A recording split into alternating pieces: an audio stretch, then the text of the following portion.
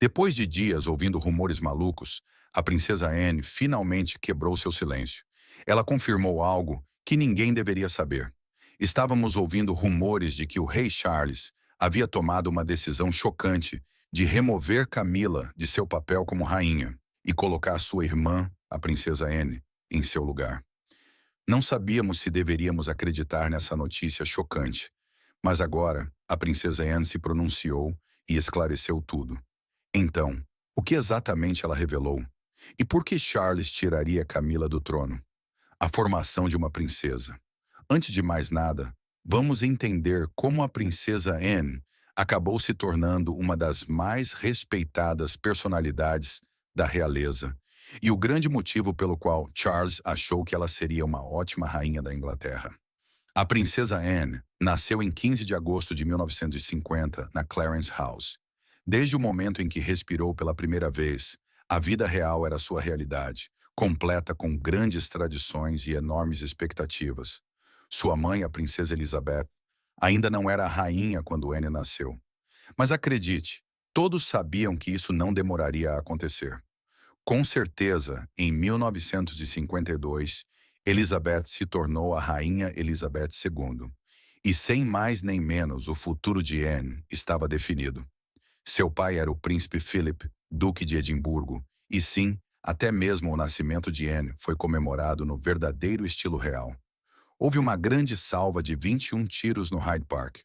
Desde o início, o mundo sabia que ela não era um bebê qualquer. A educação de Anna estava longe de ser comum, mas também não era igual à de seu irmão Charles. Charles estava sendo preparado para ser rei desde o primeiro dia. Seu futuro estava voltado para a liderança e o poder. E Anne? Bem, ela foi colocada em um papel de apoio, uma vida cheia de deveres, mas sempre um passo atrás dos holofotes. Ao contrário da maioria das crianças que podem correr e fazer suas próprias escolhas, a infância de Anne foi planejada para ela. Ela tinha uma governanta, Catherine Peebles, que era bastante simpática, mas convenhamos, ela não substituía a mãe ocupada. A rainha tinha uma agenda cheia, deixando Anne e seus irmãos para serem criados principalmente por funcionários. À medida que Anne crescia, ela aceitava sua posição secundária na família real. Charles era a estrela, o herdeiro, aquele que se esperava que deslumbrasse. Anne foi treinada para ser uma presença sólida, um apoio confiável em um mundo em que Charles sempre seria o ator principal. Ela não foi preparada para ser rainha, e sabia disso desde o início. Ainda assim, ela sentia orgulho de ser confiável e dedicada, sem todo o brilho e o glamour de ser a herdeira. E como Ana reagiu com o passar dos anos e com a chegada dos filhos de Charles, empurrando-a ainda mais para baixo na linha de sucessão. Ela ficou amargurada? Não. Muito pelo contrário, na verdade. Isso parecia lhe dar liberdade. Sem a pressão de estar mais perto do trono, Anne tinha espaço para moldar seu próprio destino e ser útil em seus próprios termos. Ela não ansiava pelos holofotes, nem pelas responsabilidades que vinham com eles. Na verdade, ela se sentia aliviada. No entanto, o que a diferenciava do resto do grupo real era seu amor por cavalos. Os cavalos se tornaram a fuga de Anne, sua paixão e sua maneira de se afastar dos deveres reais. Enquanto crescia, ela ficava praticamente grudada nos estábulos e isso valeu a pena. Ela não era apenas boa, era excepcional. Com apenas 21 anos de idade, Anne venceu o Campeonato Europeu de Hipismo, o que foi um grande acontecimento no mundo equestre. Ela chegou a receber o título de Personalidade Esportiva do ano da BBC em 1971, algo que não se vê um membro da realeza ganhar todos os dias. O amor de Anne pelos cavalos tornou-se uma carreira séria. Ela representou a Grã-Bretanha em competições internacionais durante anos, e não podemos esquecer seu momento nas Olimpíadas de Montreal em 1976, quando competiu com a equipe britânica de hipismo e, mesmo depois de sofrer uma concussão durante um evento, voltou ao cavalo e terminou o percurso. Sim, ela não se lembrava de ter completado os saltos finais devido à lesão, mas não desistiu. Esse tipo de tenacidade fez com que as pessoas se sentassem e prestassem atenção. Seu compromisso com os esportes equestres não terminou quando ela pendurou as botas de montaria. Em 1986, ela assumiu o cargo de presidente da Federation Equestria Internacional, onde ajudou a moldar o futuro do esporte e usou sua influência para garantir que os esportes equestres permanecessem sob os olhos do público. Ao mesmo tempo em que inspirava jovens atletas e defendia as causas com as quais se importava. Mas não podemos nos esquecer de seu trabalho de caridade, que sempre foi uma grande parte de sua vida. Desde 1971, ela é patrona da Riding for the Disabled Association, uma organização que oferece oportunidades de escrita para pessoas com deficiências. Essa é uma função que ela leva a sério e se manteve envolvida apesar de ter uma agenda real que poderia fazer sua cabeça girar. A princesa Anne sempre foi a realeza que não faz alarde. Ela faz o trabalho e não exige aplausos. Sua reputação como um dos membros mais esforçados da família real não é à toa. Quer esteja apoiando instituições de caridade, participando de eventos ou trabalhando nos bastidores, ela traz um nível de dedicação que é genuinamente impressionante. Mas o que ela faz pela monarquia? Quais são suas responsabilidades reais? As responsabilidades da princesa Anne. A princesa Anne tem se dedicado a todas as responsabilidades desde que completou 18 anos. E, quando dizemos todas, queremos dizer que ela tem levado seu papel a sério há décadas. Seu primeiro compromisso público foi logo após terminar a escola, em 1969, abrindo um centro educacional em Shropshire. Desde então, não parou mais. Ela se tornou uma realeza que não para. Vai a qualquer lugar, faz qualquer coisa, aparecendo onde quer que o dever a chame, seja no Reino Unido ou em algum canto distante do mundo. Anne não fica apenas sentada no Palácio de Buckingham tomando chá. Não, ela já esteve em mais países do que a maioria de nós pode citar. Noruega, Jamaica, Austrália, Rússia. A lista é interminável. Seu primeiro grande momento no exterior foi uma visita de estado à Áustria, acompanhada de seus pais, e depois ela realmente decolou, fazendo uma turnê completa pela Austrália em 1970. Essas viagens também não eram para tirar fotos bonitinhas de férias. Anne estava lá representando o Reino Unido e garantindo que as relações entre as nações permanecessem fortes. Um dos maiores destaques foi em 1990, quando Anne se tornou a primeira realeza britânica a visitar a União Soviética. Ela foi convidada por ninguém menos que o presidente Mikhail Gorbachev. E essa não foi apenas uma visita amigável, foi uma visita diplomática séria durante um período bastante tenso da história. Anos depois, em 2016, ela voltou à Rússia para comemorar o 70º aniversário da Operação Dervish, provando que não se esquece de momentos ou pessoas importantes. Mas as visitas internacionais não são tudo pelo que ela é conhecida. Anne também tem um grande coração quando se trata de trabalho de caridade. Vamos falar sobre a Save the Children, uma de suas maiores causas. Anne se envolveu com essa causa em 1970 e a mantém desde então, primeiro como presidente e depois como patrona. Mas não pense que ela está apenas aparecendo em jantares chiques. Anne viajou para Bangladesh, África do Sul, Moçambique, entre outros lugares, para ver em primeira mão como a instituição beneficente está fazendo a diferença. As pessoas também notaram. De fato, em 1990, Kenneth Kaunda, o presidente da Zâmbia, indicou-a para o Prêmio Nobel da Paz. E ela mereceu o prêmio. Não por ser da realeza, mas por estar genuinamente comprometida em ajudar as crianças do mundo todo. Se você acha que uma instituição de caridade é suficiente para mantê-la ocupada, pense novamente. Anne apoia mais de 200 instituições de caridade e organizações. Sim, você ouviu direito. A assistência médica é uma área pela qual ela é apaixonada. Ela é a comandante em chefe da St. John Ambulance, garantindo que o atendimento médico de emergência seja de primeira linha. Além disso, ela está envolvida com o Royal College of Midwives, o Royal College of Emergency Medicine e a Magpus Air Ambulance. Basicamente, se o assunto envolve salvar vidas, Anne está dentro. No entanto, Anne não se limita aos cuidados com a saúde. Ela também se preocupa com a educação. Desde 1981, ela é a chanceler da Universidade de Londres, substituindo sua avó, a rainha-mãe. Depois, em 2011, ela se tornou chanceler da Universidade de Edimburgo, função que herdou de seu pai, o príncipe Philip. Aqui, Anne promove ativamente o ensino superior e participa de eventos acadêmicos. Ela está sempre apoiando novas oportunidades de aprendizado e garantindo que a educação continue sendo uma prioridade máxima. Agora, se você acha que ela está descansando sobre os louros com apenas alguns títulos, pense novamente. Em 2007, Anne se tornou a Grã-Mestre da Royal Victorian Order, assumindo um cargo que sua avó ocupou no passado. E ela assumiu cargos que seu pai costumava ocupar, como presidente da Royal Society of Arts e mestre da corporação da Trinity House.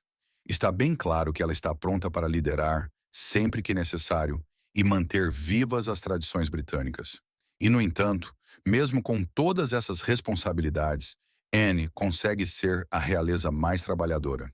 Em 2017, ela superou todos os membros da família, até mesmo a rainha Elizabeth, ao cumprir o maior número de compromissos. Quando as pessoas dizem que ela é a realeza mais trabalhadora, não estão exagerando. Ela aparece em todos os lugares, o tempo todo, sem reclamações, sem alarde. A dedicação de Anne ficou em evidência em 2022, quando a rainha Elizabeth II faleceu. Em uma ação histórica, Anne se tornou a primeira mulher a participar da Vigília dos Príncipes. Ela ficou de guarda ao lado do caixão de sua mãe, na Catedral de St. Giles, em Edimburgo, e depois no Westminster Hall. Foi um momento poderoso e demonstrou seu profundo senso de dever para com sua família e a coroa. Seu trabalho de caridade é o mais diversificado possível. Anne está envolvida com a Mercy Ships, que administra navios hospitais que prestam assistência médica a países em desenvolvimento, e também é patrona das mulheres nas áreas de ciência e engenharia. Aqui, ela incentiva as mulheres a entrarem em campos em que são subrepresentadas, como ciência e construção. Anne não está apenas fazendo promessas vazias, ela está ativamente pressionando por mudanças reais e abrindo portas para as mulheres sempre que pode. A reputação de Anne é algo a ser admirado. Ela não se vangloria, não almeja os holofotes e se mantém pé no chão. Mesmo agora, aos 70 anos, ela não está diminuindo o ritmo. Em 2023, ela assumiu outra função. Ela se tornou presidente da Commonwealth War Graves Commission, substituindo o Duque de Kent. A função consiste em preservar a memória daqueles que morreram em conflitos, o que se alinha perfeitamente com sua dedicação em honrar o serviço militar. Desde a adolescência, quando entrou para a vida pública, até seu contínuo trabalho de caridade, Anne provou repetidamente que é uma pessoa autêntica, sem atalhos, sem lamentações, apenas com puro compromisso com seu dever e, com tudo isso, ela conseguiu conquistar o respeito tanto da família real quanto do público. Essa também é a razão pela qual ela compartilha um vínculo profundo com seu irmão. Relacionamento de Charles e Anne. A princesa Anne e o rei Charles têm um vínculo que perdurou durante todo o drama e dever da vida real. Mesmo com o peso da coroa pairando sobre o incansável trabalho de caridade de Charles e Anne, a conexão entre eles sempre foi forte. E faz sentido quando você olha para os primeiros anos de vida deles, fica claro o motivo. Com apenas 21 meses de idade entre eles, eram praticamente colados quando crianças. Quando seus pais são a futura rainha e o príncipe Philip, você se acostuma a vê-los fora de casa, cumprindo deveres reais oficiais. Assim, Charles e Anne tinham um ao outro. Ao crescerem no Palácio de Buckingham, eles eram mais do que apenas irmãos. Eles eram os confidentes mais próximos um do outro. Eles encontravam maneiras de aproveitar a infância enquanto o mundo observava, mas seus caminhos sempre seriam diferentes. Charles foi criado com a pressão de um dia se tornar rei, enquanto Ana conquistou seu próprio papel. No entanto, apesar das diferenças, não há como negar que suas experiências compartilhadas formaram um vínculo inquebrável. Uma coisa que sempre os uniu foi o amor pelos cavalos. Graças à sua mãe, a rainha Elizabeth II, Charles e Anne eram amantes de cavalos desde muito jovens. Eles passavam horas cavalgando juntos, e os cavalos se tornaram uma paixão compartilhada, que permaneceu mesmo quando eles cresceram. Eles ainda são vistos desfrutando de eventos equestres, seja em partidas de polo ou apoiando instituições de caridade para cavalos. Essa é uma das poucas maneiras pelas quais eles escapam do caos, dos deveres reais e encontram alegria. E ainda há a jardinagem que também desempenhou um papel importante em seus laços. Quando crianças, eles trabalhavam em uma pequena horta no Palácio de Buckingham. Charles levou esse hobby a novos patamares. Ele transformou os jardins da Highgrove House em uma obra-prima e até mesmo projetou um jardim para o Chelsea Flower Show. Anne é menos pública em relação a isso, mas ainda adora estar ao ar livre. E esse é um daqueles prazeres simples que os mantém próximos. A proximidade entre eles ficou realmente evidente após a morte da rainha Elizabeth II.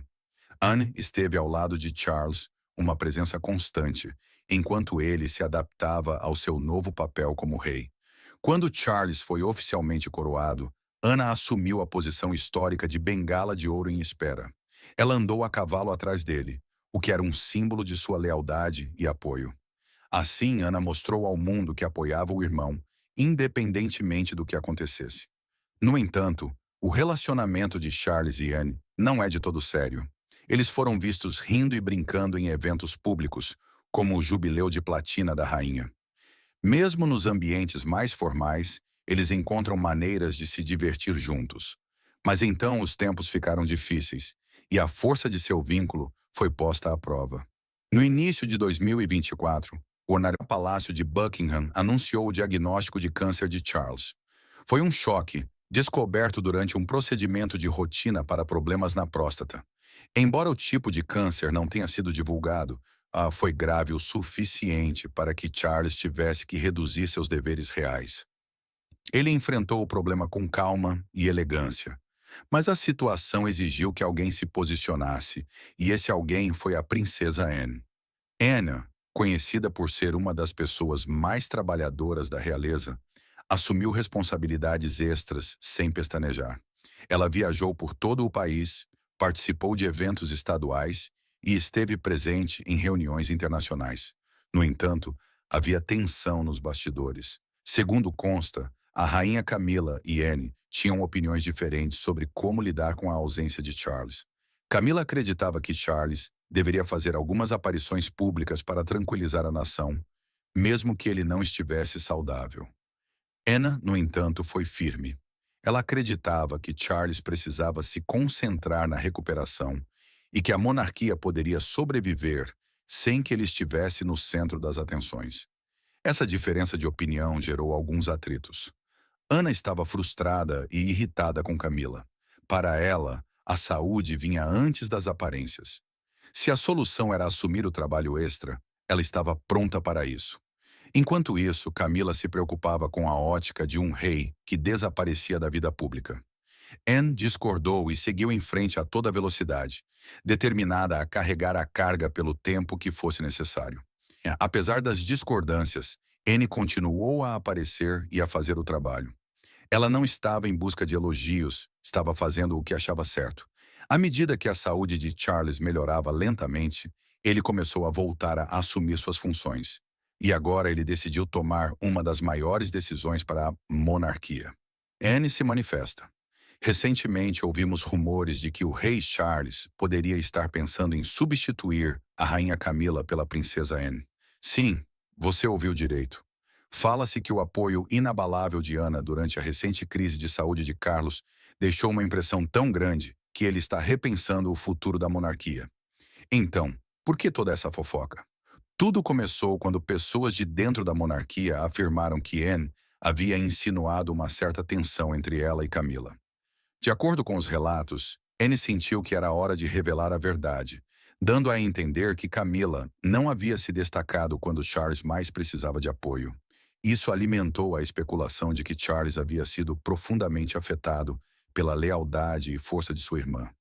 Isso o fez reconsiderar a melhor pessoa para ficar ao seu lado enquanto a monarquia enfrenta seu próximo capítulo. Também ouvimos um boato de que Charles ficou comovido com a dedicação de Anne ao longo dos anos e teve um momento de emoção em que reconheceu seus sacrifícios e sua incrível ética de trabalho. Testemunhas chegaram a dizer que ele tinha lágrimas nos olhos ao falar sobre o quanto a valorizava.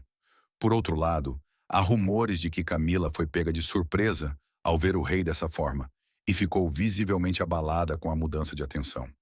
Mas vamos deixar claro que esses ainda são apenas rumores. Não há nenhuma palavra oficial do rei sobre nenhuma mudança importante.